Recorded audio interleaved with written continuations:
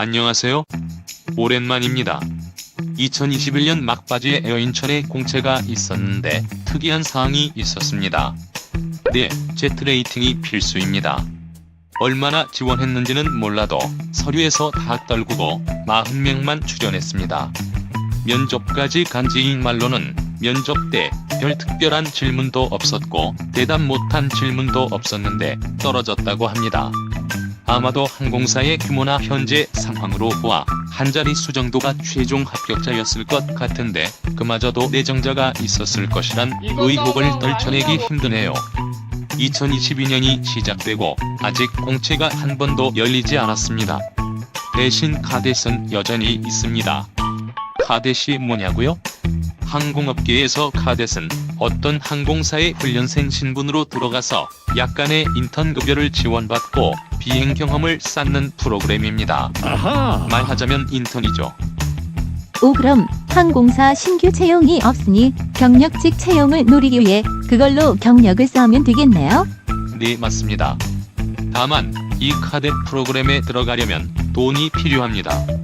기본적으로 항공사에서 요구하는 금액은 1억 정도이고요. 가장 유명한 비엣젯 같은 경우는 2억대입니다. 지금은 더 올랐을 수도 있겠네요.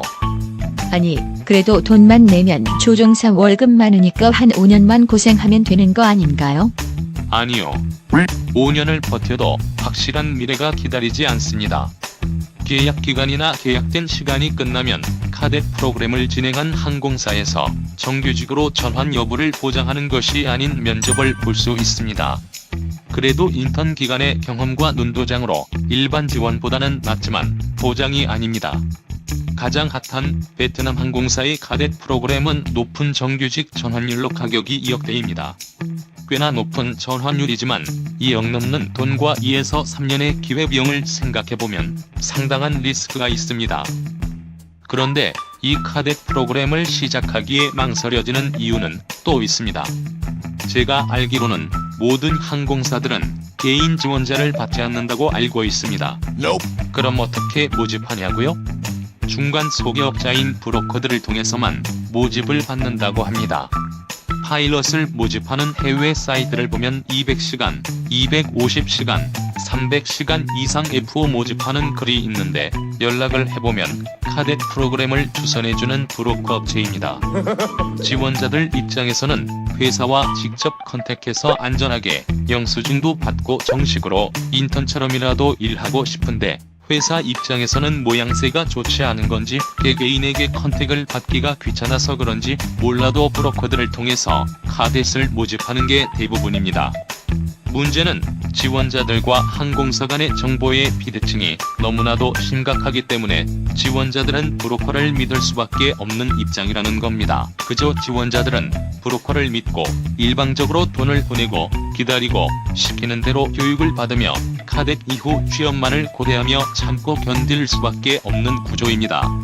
아무리 계약서를 쓰고 확실하다고 말하더라도 훈련 중 여러 변수와 요인으로 인한 딜레이는 보상되지 않으며 정규직 전환을 보장할 수 없습니다.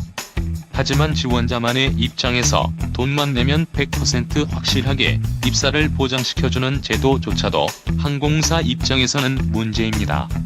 입사 때는 멀쩡했지만 채용 시기가 되었을 때 불의의 사고로 팔을 한쪽 잃었다면 무작정 채용을 보장할 수는 없겠죠. 교육기간 동안 별다른 문제가 없었으며 계약기간 후 면접 시 큰 특이사항이 없다면 채용하는 카댓 프로그램. 이것이 지원자와 항공사가 원하는 합의점일 것입니다. 하지만 주관적으로 해석되는 요소에서 지원자에게 불리하게 적용되는 측면이 많기 때문에 지금의 지원자들이 힘든 것이 아닐까 생각됩니다.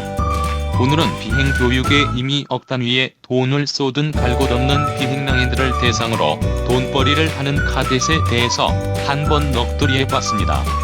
어차피 입사하면 교육이 필요한데 굳이 카댓이라는 단계가 생겨나게 된 것은 항공업계의 값과 을이 정해져 있기 때문이 아닌가 하는 생각이 듭니다. 궁금하신 점이 있으시다면 댓글을 남겨주세요. 제가 아는 선에서 최대한 답변 드리겠습니다.